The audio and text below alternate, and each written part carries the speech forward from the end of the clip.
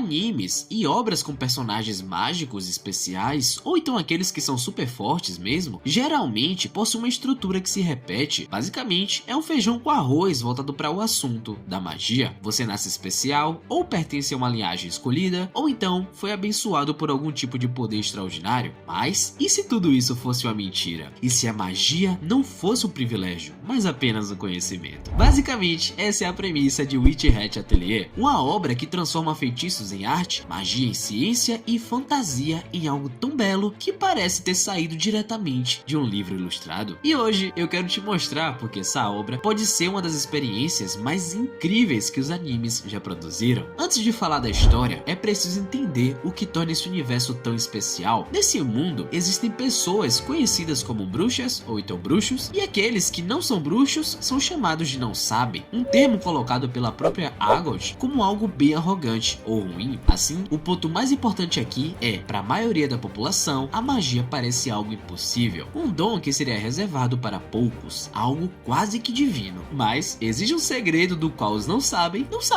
Cara, que desgraça.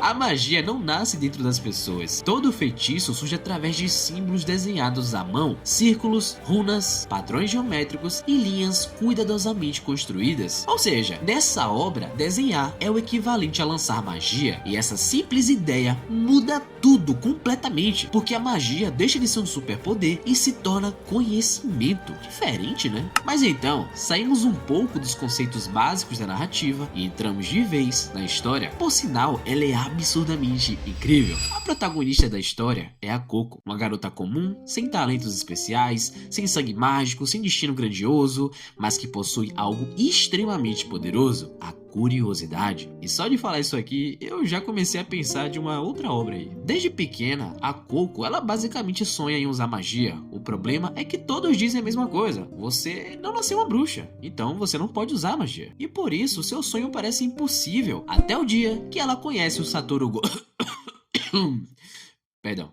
Kifre, um misterioso mago que acaba revelando, meio que sem querer ou então sem perceber, um dos maiores segredos daquele mundo. Logo no primeiro episódio, enquanto observava Kifre realizando magia, Coco descobre algo chocante: os feitiços são apenas desenhos, símbolos, formas ou então padrões, e pela primeira vez ela percebe que talvez qualquer pessoa pudesse usar magia. Só que aí, movida pela droga da curiosidade, Coco tenta reproduzir um desses desenhos, sozinha, mas o resultado é desastroso. Um acidente mágico transforma sua própria mãe em pedra. Em questão de segundos, o sonho de Coco se transforma em uma tragédia, um pesadelo, e é nesse momento que a verdadeira história começa, porque agora ela precisa aprender magia, não para realizar algum tipo de sonho doido ou algo do tipo, mas para poder salvar a pessoa mais importante da sua vida. E aqui, definitivamente, começa a jornada da nossa pequena bruxinha no ateliê do Kifre. Lá, a Coco conhece a Agot, a Tétia e a Hit, que basicamente são crianças que já nasceram nesse ambiente da magia. No decorrer dos episódios, a gente basicamente acompanha as situações do dia a dia das meninas com seu professor, todo o processo de aprendizagem, de montagem dos símbolos e de várias magias diferentes, mas, acima de tudo, lições importantes que marcam a perspectiva de cada uma das meninas e que também revelam pontos cada vez mais profundos de suas personalidades, especialmente a Agot. Essa daqui, meu amigo, ela é muito brava, por muitos motivos, mas eu não vou dar spoiler não. Se você quiser saber, vai ler o mangá. Porém, ao mesmo tempo, a gente também acompanha uma outra narrativa que tem como base essa relação rígida entre os bruxos e os não sabem. Assim como em muitas outras obras japonesas, aqui a gente também tem um grupo de antagonistas que vão contra esse sistema. Vocês devem se lembrar que no início do vídeo eu disse que para a maioria da população a magia parecia algo impossível, como se fosse um dom reservado apenas para poucas pessoas. E, pois é, meus amigos, esse grupo de antagonistas tenta difundir o segredo da magia entre as pessoas comuns, ao mesmo tempo que utilizam de magias que são terrivelmente proibidas. E uma delas é justamente a magia de cura, que em outros animes parece ser algo tão normal, trivial, e esse grupo se chama os Chapéus de Aba. E dentre esses anarquistas, tem um em específico que parece sempre estar tentando utilizar a Coco como uma ferramenta, mas para ruir o sistema da magia de dentro para fora. Logo, a Coco se mostra especial pelo simples motivo de que sua presença na história não se resume a seguir um padrão genérico de linhagem especial, poder oculto ou algo do tipo. Basicamente, o Higuin tenta fazer de tudo para que ele consiga manipular nossa protagonista ao seu bel prazer, como foi o caso de quando a Coco era criança, e também, como consequência indireta, a petrificação de sua mãe. Ainda dentro dessa narrativa, ficamos sabendo também que o Kifrey, ele não apagou as memórias da Coco logo de cara, e ele podia fazer isso porque ele sentia que poderia usar a garota como isca para poder se aproximar desses magos. Esse projeto de Satoru Gojo parece ter uma rixa sinistra com essa galera, mas é spoiler.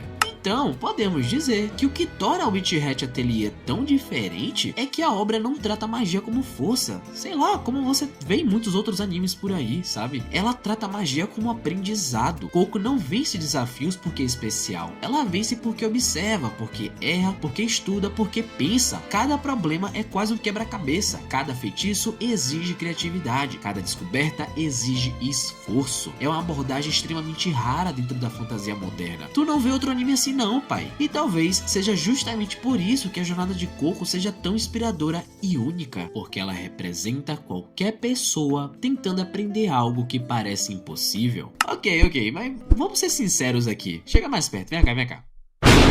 Reduzir o Witch Hat Atelier à sua magia seria um erro, porque a verdadeira essência da obra está em outra pergunta, e ela seria quem tem o direito de possuir o conhecimento. Os bruxos escondem seus segredos alegando que estão protegendo o mundo, mas aí eu te pergunto, meu jovem mancebo, será que esconder conhecimento resolve alguma coisa? Realmente protege alguém? Ou apenas cria desigualdade? Ao longo da história, Coco começa a perceber que o sistema mágico daquele mundo é muito mais complexo do que parece. Obviamente tem suas regras e as pessoas que defendem elas, como é o caso do Byakuya, Estes.